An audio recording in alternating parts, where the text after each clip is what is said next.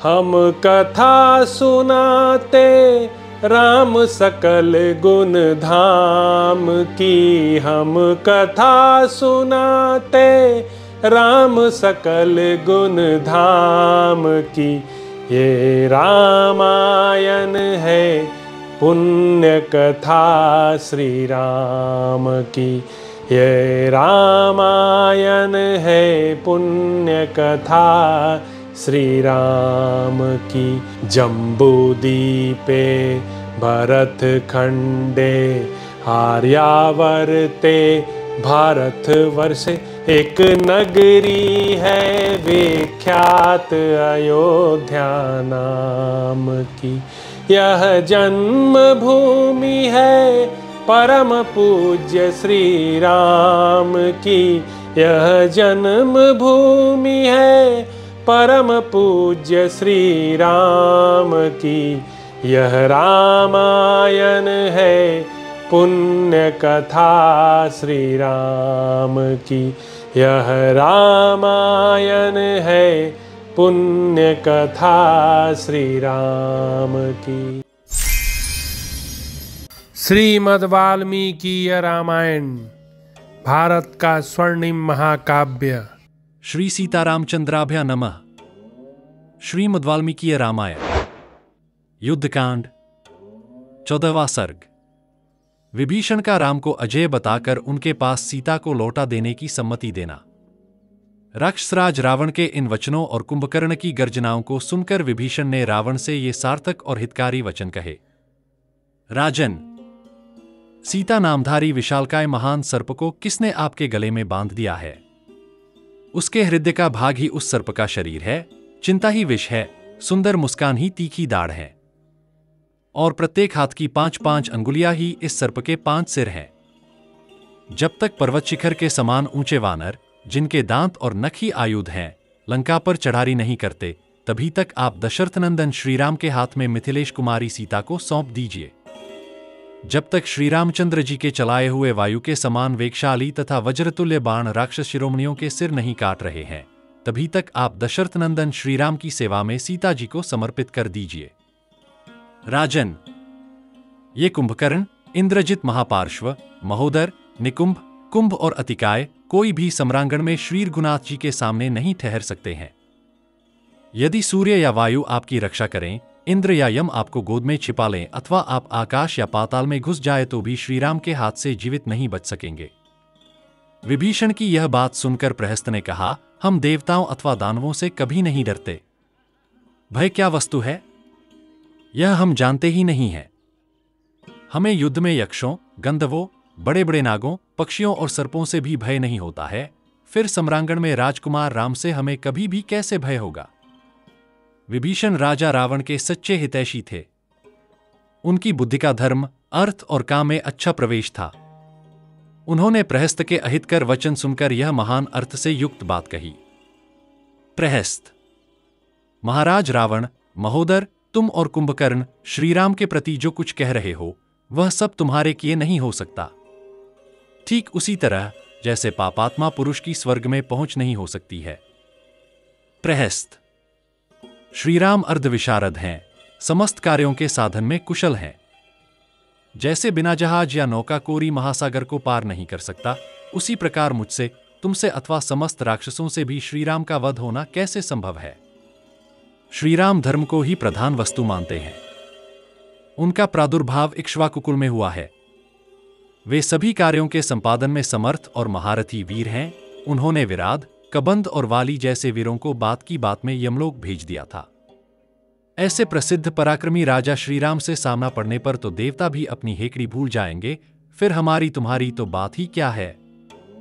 प्रहस्त, अभी तक श्रीराम के चलाए हुए कंकपत्र युक्त दुर्जय एवं तीखे बाण तुम्हारे शरीर को विदीर्ण करके भीतर नहीं घुसे हैं, इसीलिए तुम बड़बड़कर बोल रहे हो। प्रहस्त, श्रीराम के बाण वज्र के समान वेगशाली होते हैं। वे प्राणों का अंत करके ही छोड़ते हैं।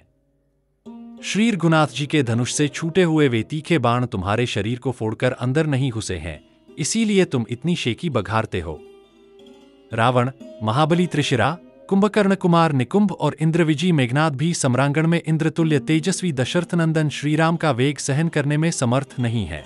देवांतक, नरांतक, अतिकाय, महाकाय, अतिरथ तथा पर्वत के समान शक्तिशाली अकंपन भी युद्ध भूमि में श्री रघुनाथ जी के सामने नहीं ठहर सकते हैं। ये महाराज रावण तो व्यसनों के वशीभूत हैं, इसलिए सोच विचार कर काम नहीं करते हैं।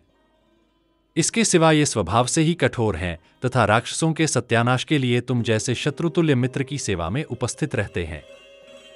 अनंत शारीरिक बल से संपन्न, सहस्र फन वाले और महान बलशाली भयंकर नाग ने इस राजा को बलपूर्वक अपने शरीर से आविष्टित कर रखा है। तुम सब लोग मिलकर इसे बंधन से बाहर करके प्राण संकट से बचाओ, अर्थात श्री रामचंद्र जी के साथ वैर बांधना महान सर्प के शरीर से आविष्टित होने के समान है। इस भाव को व्यक्त करने के कारण यहां निदर्शना अलंकार व्यंग्य है। इस राजा से अब तक आप लोगों की सभी कामनाएं पूर्ण हुई हैं। आप सब लोग इसके हितैषी सुहृद हैं। अत जैसे भयंकर बलशाली भूतों से गृहीत हुए पुरुष को उसके हितैषी आत्मीयजन उसके प्रति बलपूर्वक व्यवहार करके भी उसकी रक्षा करते हैं, उसी प्रकार आप सब लोग एकमत होकर आवश्यकता हो तो इसके केश पकड़कर भी इसे अनुचित मार्ग पर जाने से रोकें और सब प्रकार से इसकी रक्षा करें। उत्तम चरित्र रूपी जल से परिपूर्ण श्री रघुनाथ रूपी समुद्र इसे डुबो रहा है, अथवा यूं समझो कि यह श्रीराम रूपी पाताल के गहरे गर्त में गिर रहा है। ऐसी दशा में तुम सब लोगों को मिलकर इसका उद्धार करना चाहिए। तो राक्षसों सहित इस सारे नगर के और सुहृदों सहित स्वयं महाराज के हित के लिए अपनी यही उत्तम सम्मति देता हूं कि ये राजकुमार श्रीराम के हाथों में मिथिलेश कुमारी सीता को सौंप दें। वास्तव में सच्चा मंत्री वही है जो अपने और शत्रु पक्ष के बल पराक्रम को समझकर तथा दोनों पक्षों की स्थिति, हानि और वृद्धि का अपनी बुद्धि के द्वारा विचार करके जो स्वामी के लिए हितकर और उचित हो वही बात कहे। 15वां सर्ग। इंद्रजित द्वारा विभीषण का उपहास तथा विभीषण का उसे फटकार कर सभा में अपनी उचित सम्मति देना। विभीषण बृहस्पति के समान बुद्धिमान थे। उनके वचनों को जैसे तैसे बड़े कष्ट से सुनकर राक्षसी उत्पत्तियों में प्रधान महाकाय इंद्रजित ने वहां यह बात कही। मेरे छोटे चाचा, आप बहुत डरे हुए की भांति यह कैसी निरर्थक बात कह रहे हैं? जिसने इस कुल में जन्म न लिया होगा वह पुरुष भी न तो ऐसी बात कहेगा और न ऐसा काम ही करेगा। पिताजी, हमारे इस राक्षस कुल में एकमात्र ये छोटे चाचा विभीषण ही बल, वीर्य, पराक्रम, धैर्य, शौर्य और तेज से रहित हैं। वे दोनों मानव राजकुमार क्या हैं? उन्हें तो हमारा एक साधारण सा राक्षस भी मार सकता है। फिर मेरे डरपोक चाचा, आप हमें क्यों डरा रहे हैं?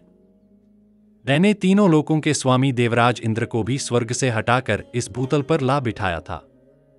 उस समय सारे देवताओं ने भयभीत हो भागकर संपूर्ण दिशाओं की शरण ली थी।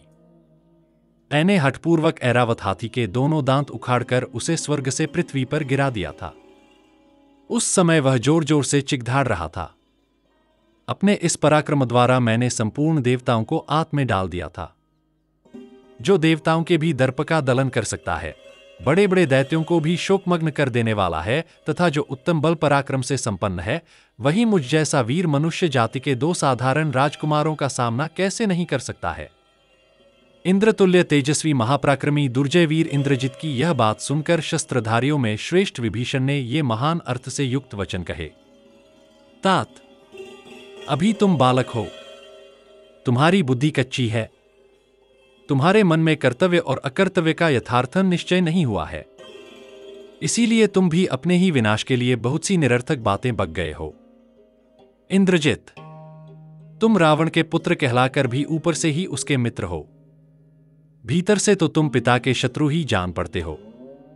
यही कारण है कि तुम श्री रघुनाथ जी के द्वारा राक्षसराज के विनाश की बातें सुनकर भी मोहवश उन्हीं की हां में हां मिला रहे हो। तुम्हारी बुद्धि बहुत ही खोटी है। तुम स्वयं तो मार डालने के योग्य हो ही, जो तुम्हें यहां बुला लाया है वह भी बद के ही योग्य है। जिसने आज तुम जैसे अत्यंत दुस्साहसी बालक को इन सलाहकारों के समीप आने दिया है, वह प्राणदंड का ही अपराधी है। इंद्रजित, तुम अविवेकी हो, तुम्हारी बुद्धि परिपक्वरू नहीं है, विनय तो तुम्हें छू तक नहीं गई है। तुम्हारा स्वभाव बड़ा तीखा और बुद्धि बहुत थोड़ी है। तुम अत्यंत दुर्बुद्धि, दुरात्मा और मूर्ख हो, इसीलिए बालकों की सी बेसिर पैर की बातें करते हो। भगवान श्रीराम के द्वारा युद्ध के मुहाने पर शत्रुओं के समक्ष छोड़े गए तेजस्वी बाण साक्षात ब्रह्मदंड के समान प्रकाशित होते हैं, काल के समान जान पड़ते हैं और यमदंड के समान भयंकर होते हैं। भला उन्हें कौन सह सकता है? अतः राजन, हम लोग धन, रत्न, सुंदर आभूषण, दिव्य वस्त्र, विचित्र मणि और देवी सीता को श्रीराम की सेवा में समर्पित करके ही शोकरहित होकर इस नगर में निवास कर सकते हैं। 16वां सर्ग। रावण के द्वारा विभीषण का तिरस्कार और विभीषण का भी उसे फटकार कर चल देना। रावण के सिर पर काल मंडरा रहा था, इसलिए उसने सुंदर अर्थ से युक्त और हितकर बात कहने पर भी विभीषण से कठोर वाणी में कहा, भाई, शत्रु और कुपित विषधर सर्प के साथ रहना पड़े तो रह ले, परंतु जो मित्र कहलाकर भी शत्रु की सेवा कर रहा हो, उसके साथ कदापि न रहे। राक्षस, संपूर्ण लोकों में सजातीय बंधुओं का जो स्वभाव होता है, उसे मैं अच्छी तरह जानता हूं। जाति वाले सर्वदा अपने अन्य सजातियों की आपत्तियों में ही हर्ष मानते हैं। निशाचर, जो ज्येष्ठ होने के कारण राज्य पाकर सब में प्रधान हो गया हो, राज्य कार्य को अच्छी तरह चला रहा हो और विद्वान, धर्मशील तथा शूरवीर हो, उसे भी कुटुंबीजन अपमानित करते हैं और अवसर पाकर उसे नीचा दिखाने की भी चेष्टा करते हैं।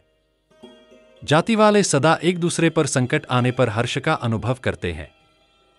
वे बड़े आताई होते हैं, मौका पड़ने पर आग लगाने, जहर देने, शस्त्र चलाने, धन हड़पने और क्षेत्र तथा स्त्री का अपहरण करने में भी नहीं हिचकते हैं।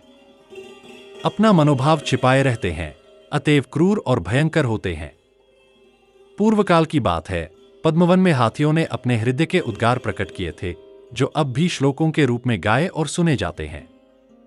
एक बार कुछ लोगों को हाथ में फंदा लिए आते देख हाथियों ने जो बातें कही थीं, उन्हें बता रहा हूं। मुझसे सुनो। हमें अग्नि, दूसरे शस्त्र तथा पाश भय नहीं दे सकते। हमारे लिए तो अपने स्वार्थी जाति भाई ही भयानक और खतरे की वस्तु है। ये ही हमारे पकड़े जाने का उपाय बता देंगे, इसमें संशय नहीं। अतः संपूर्ण भयों की अपेक्षा हमें अपने जाति भाइयों से प्राप्त होने वाला भय ही अधिक कष्टदायक जान पड़ता है। जैसे गौ में हव्यकव्य की संपत्ति दूध होता है, स्त्रियों में चपलता होती है और ब्राह्मण में तपस्या रहा करती है, उसी प्रकार जाति भाइयों से भय अवश्य प्राप्त होता है। अतः सौम्य, आज जो सारा संसार मेरा सम्मान करता है और मैं जो ऐश्वर्यवान, कुलीन और शत्रुओं के सिर पर स्थित हूं, यह सब तुम्हें अभीष्ट नहीं है। जैसे कमल के पत्ते पर गिरी हुई पानी की बूंदें उसमें सत्ती नहीं है, उसी प्रकार अनाय के हृदय में सौहार्द नहीं टिकता है। जैसे शरद ऋतु में गरजते और बरसते हुए मेघों के जल से धरती गीली नहीं होती है, उसी प्रकार अनाय के हृदय में स्नेहजनित आर्द्रता नहीं होती है। जैसे भौंरा बड़ी चाह से फूलों का रस पीता हुआ भी वहां ठहरता नहीं है, उसी प्रकार अनार्यों में सुहृद जनोचित स्नेह नहीं टिक पाता है। तुम भी ऐसे ही अनार्य हो। जैसे भ्रमर रस की इच्छा से काश के फूल का पान करे तो उसमें रस नहीं पा सकता, उसी प्रकार अनार्यों में जो स्नेह होता है, वह किसी के लिए लाभदायक नहीं होता। जैसे हाथी पहले स्नान करके फिर सुई से धूल उछालकर अपने शरीर को गेंदला है, उसी प्रकार दुर्जनों की मैत्री दूषित होती है। लेता कुलकलंक निशाचर, तुझे धिक्कार है। यदि तेरे सिवा दूसरा कोई ऐसी बातें कहता तो उसे इसी मुहूर्त में अपने प्राणों से हाथ धोना पड़ता। विभीषण न्यायानुकूल बातें कह रहे थे तो भी रावण ने जब उनसे ऐसे कठोर वचन कहे, तब वे हाथ में गदा लेकर अन्य 4 राक्षसों के साथ उसी समय उछलकर आकाश में चले गए। उस समय अंतरिक्ष में खड़े हुए तेजस्वी भ्राता विभीषण ने कुपित होकर राक्षसराज रावण से कहा, राजन, तुम्हारी बुद्धि भ्रम में पड़ी हुई है। तुम धर्म के मार्ग पर नहीं हो। यूं तो मेरे बड़े भाई होने के कारण तुम पिता के समान आदरणीय हो, इसलिए मुझे जो चाहो कह लो, परंतु अग्रज होने पर भी तुम्हारे इस कठोर वचन को कदापि नहीं सह सकता। दशानन, जो अजितेंद्रिय पुरुष काल के वशीभूत हो जाते हैं, वे हित की कामना से कहे हुए सुंदर नीतियुक्त वचनों को भी नहीं ग्रहण करते हैं। राजन, सदा प्रिय लगने वाली मीठी मीठी बातें कहने वाले लोग तो सुगमता से मिल सकते हैं, परंतु जो सुनने में अप्रिय किंतु परिणाम में हितकर हो, ऐसी बात कहने और सुनने वाले दुर्लभ होते हैं। तुम समस्त प्राणियों का सहार करने वाले काल के पाश में बंध चुके हो। जिसमें आग लग गई हो, उस घर की भांति नष्ट हो रहे हो। ऐसी दशा में मैं तुम्हारी उपेक्षा नहीं कर सकता था, इसीलिए तुम्हें हित की बात सुझा दी थी। श्रीराम के सुवर्णभूषित बाण प्रज्वलित अग्नि के समान तेजस्वी और तीखे हैं। मैं श्रीराम के द्वारा उन बाणों से तुम्हारी मृत्यु नहीं देखना चाहता था, इसीलिए तुम्हें समझाने की चेष्टा की थी। काल के वशीभूत होने पर बड़े बड़े शूरवीर, बलवान और अस्त्रवेत्ता भी बालू की भीति या बांध के समान नष्ट हो हैं। राक्षसराज, मैं तुम्हारा हित चाहता हूं, इसीलिए जो कुछ भी कहा है वह यदि तुम्हें अच्छा नहीं लगा तो उसके लिए मुझे क्षमा कर दो, क्योंकि तुम मेरे बड़े भाई हो। अब तुम अपनी तथा राक्षसों सहित इस समस्त लंकापुरी की सब प्रकार से रक्षा करो। तुम्हारा कल्याण हो। अब मैं यहां से चला जाऊंगा, तुम मेरे बिना सुखी हो जाओ। निशाचर राज, मैं तुम्हारा हितैषी हूं, इसीलिए मैंने तुम्हें बार बार अनुचित मार्ग पर चलने से रोका है, किंतु तुम्हें मेरी बात अच्छी नहीं लगती है। वास्तव में जिन लोगों की आयु समाप्त हो जाती है वे जीवन के अंतकाल में अपने सुहृदा की कही हुई हितकर बात भी नहीं मानते हैं। इस प्रकार श्री वाल्मीकि निर्मित आर्ष रामायण आदि काव्य के युद्धकांड में 16वां सर्ग पूरा हुआ।